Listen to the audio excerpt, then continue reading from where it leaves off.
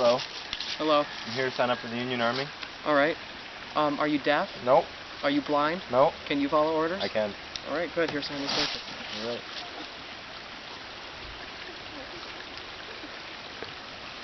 Here's your uniform. That's it? Yes, that's it.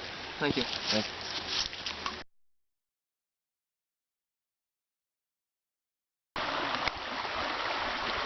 July 20th, 1861. Here I am in Virginia, a place I never knew I would go. I've never been very far from my home before, yet my nerves are not just from the traveling. Tomorrow we fight. The rebels have camped out near a place called Bull Run.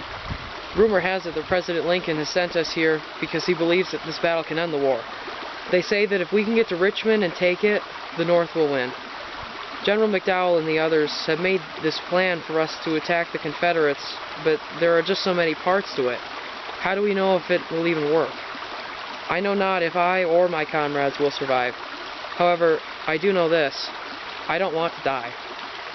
I want to live. I want to grow old, and I want to see my family again. I pray this war will end before it even begins.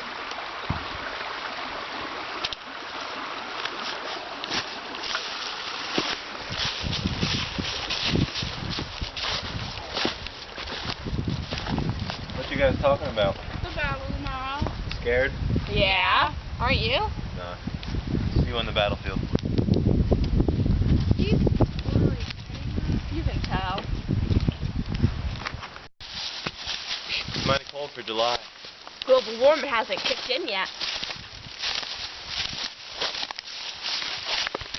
You hear that? George! Ah! I'm General Jackson! I got that one.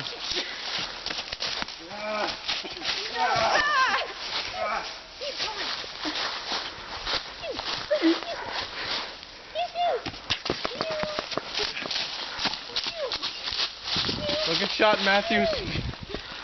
Alright, now good shot. Matthews. Oh. Oh, don't leave. Oh. Retreat. July 23rd, 1861. Here we are, in Washington now. We were defeated badly. It's hard to understand because it seemed like we were winning. We underestimated the rebel forces, and they decimated us. We may have been better equipped, but the Rebs had General Jackson, now called Stonewall, for his success in holding the line and driving us back. And then all of a sudden, it seemed like their forces doubled, and there they were coming at us, and they wouldn't stop. We had to flee for our lives. The escape to Washington was long and hard. We got back yesterday, but only now have I had a chance to write. Many of my comrades are now dead. A man in my regiment, Matthews, died right next to me. I'd only met him the night before, but he was a good man. He was a man with a wife and a family. What will happen to them now? I now realize that my previous fears were not unfounded. Indeed, this war will end no time soon.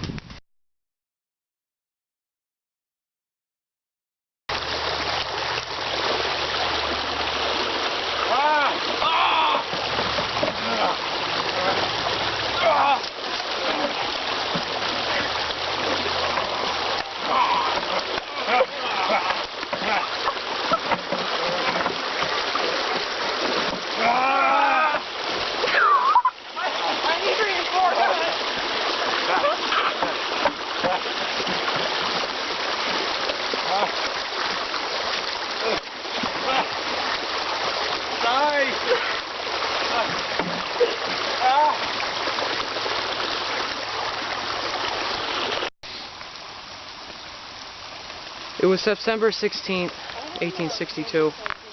All these soldiers went into this, and I don't think a single one of us knew what to expect. They didn't know the battle was about to unfold into the bloodiest day in American history. General George McClellan was leading all us Union forces that day against the Southern traitors and Robert E. Lee. We were in Sharpsburg in Maryland. The Union was in an emotional slump. The Graybacks had been running all over us in plenty of the battles prior to this day. We knew we didn't really have any other choice except one, and that choice was to win. This battle wasn't conventional by any means, because it was fought all over the place here. with both factions trying to gain control of the many footholds in the area. For example, there were attacks in the West Woods, Miller's cornfield. Our boys would sweep in and do their job, but the blasted graybacks would hit back just as hard. That's how it went, all day long.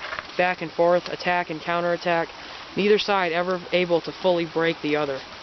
We weren't able to take Dunkard Church either. General Joseph Hooker had that demon Stonewall's forces outnumbered, 8,600 to 7,700. But his defensive position gave the Graybacks an overwhelming advantage. Too much for us to break through. Somehow, they held up all throughout that morning. The other key defensive position was the sunken road. Our boys battered the Graybacks for it, and pierced their center after a long and bloody fight. You may wonder where I was during all this. It's what I consider was the hot spot of all the action, the bridge over Antietam Creek. General Burnside led us across the bridge, and, I admit, it was with great difficulty we fought back to the enemy to the other side. I remember the intense pride I felt, the smell of a victory in the air. We would find that the men who died on that bridge for the Union were an unnecessary sacrifice. At a key timing, Southern General A.P. Hill and his Graybacks came in from Harper's Ferry and drove us back to the other side. This great conflict was fought into September 18th, 2 days later. But in the end, we managed to drive back the South, sending them cowering and licking their wounds. Thanks to the great sacrifices made by the boys from up north, we were able to completely drive Lee from the state of Maryland. To President Lincoln's annoyance, General McClellan never pursued Lee to finish the job then and there. Me and my company gladly would have gone after the traitors and shown them what for. President Lincoln got plenty of what he wanted from this battle, though. A victory he had been looking for in order to issue the Emancipation Proclamation.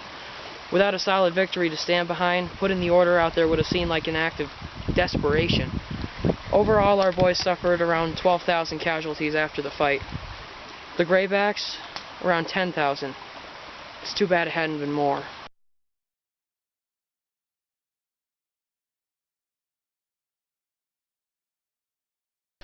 May 16th, 1863. I'm writing this entry as my fellow soldiers sleep all around me. In just 2 days, I will be in battle again against them Graybacks. Today, I heard some fellows talking over what President Lincoln said. Vicksburg is the key. The war can never be brought to a close until that key is in our pocket. I remember hearing about the first battle of Vicksburg. The naval vessels just couldn't handle it, I suppose. This time, it'll be different, though. Grant has horse sense, and we soldiers, we're hard cases. Only a few parlor soldiers here, but they won't last long anyway. Personally, I know I'm likely. We're in a war, son. Yeah, I really don't want to run into my brother in this war. Why not? Because I don't want to have to kill him. Why'd you kill your brother? Because I'm going to keep this here city of Vicksburg. That is important. We do need to keep Vicksburg from those northerners and their aggression. Yeah, we're Confederates. We need to win. Winning is not important. We must simply keep ourselves and our rights secure. Touche.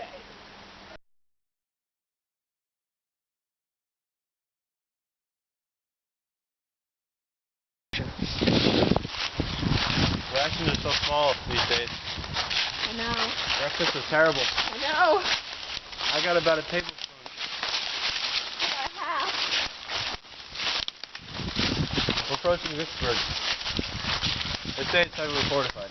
We should win. Our government is strong. We have a great strategy. Grant's smart. We'll send them out and take them one by one. There should be no contest. They don't see it coming. Look, there's the fort. I've got the creek.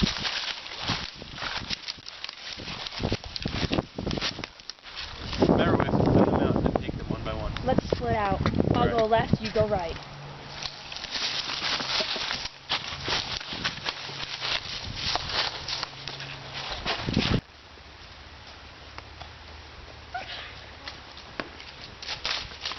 Fire! They're here! Where? Over there! Oh! I'm laughing. Fire!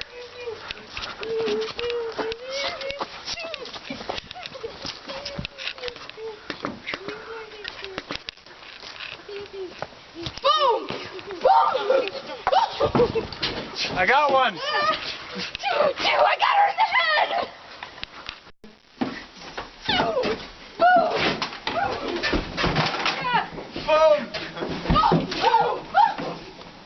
June 15th, 1863. For almost a month now, we've been seizing Vicksburg, and after all the hard work, I will be leaving Vicksburg and traveling to Gettysburg. Many of my comrades will stay behind, continuing to seize the area and hope for victory. I'm happy to be on the move and out of battle. It's hot and exhausting, fighting day after day, but I know when I reach Gettysburg, I will have to endure the heat and battle once again. I've had my luck so far in this war. I've seen so many been killed. I pray to last one more battle.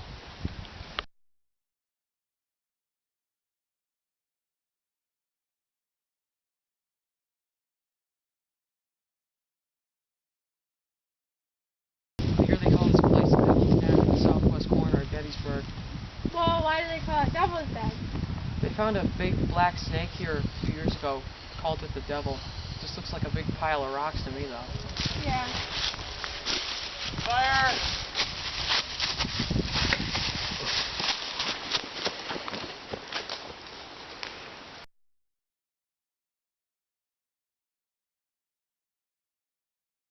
General Pickett, whatever shall we do? We have to stop them before reinforcements come.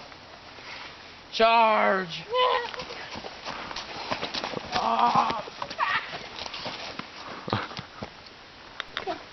July 1st through 3rd, 1863. I remember those days as if they were yesterday. 3 hot, bloody days in the town of Gettysburg in Adams County, Pennsylvania. We were commanded by Major General George Gordon Meade. On the first day, the Rebs were all excited, whooping and hollering across that field. I remember their enthusiasm scared the new recruits, most of them younger than my own son. Our cavalry had positioned itself on Hare Ridge, McPherson Ridge, and Seminary Ridge. We were positioned behind them on Cemetery Hill. It was rumored that Lieutenant Marcellus Jones fired the first shot of that terribly bloody battle. I never knew the man, but I'm sure he'll go down in history. Our forces never really were organized that first day. At one point, I remember running through the streets of Gettysburg away from the Rebs. We were much more organized that second day. The fighting was centralized around the town of Gettysburg itself. Our main defensive stronghold was still on Cemetery Hill, and the Confederate troops had us surrounded from the north, east, and west. As the battle progressed, the fighting shifted outwards away from the town towards the rock outcropping called Devil's Den and Seminary Ridge. The third day of battle was the most memorable for me.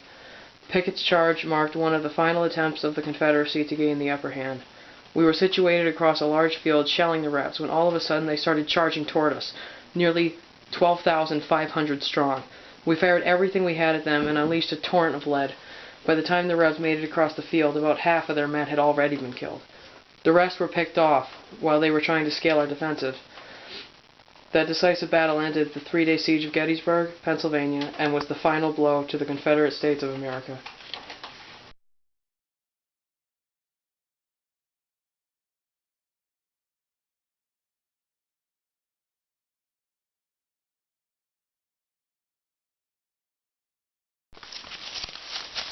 It's mighty cold for July. Global warming hasn't kicked in yet.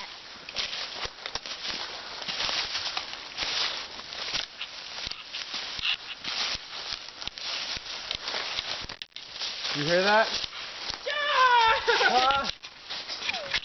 Jackson! So how's your... What? Go. May 16th, 1863. In just 2 days, I will be in battle again against them graybacks. Today I hurt some fella's jaw. Whoops. John! I'm sorry.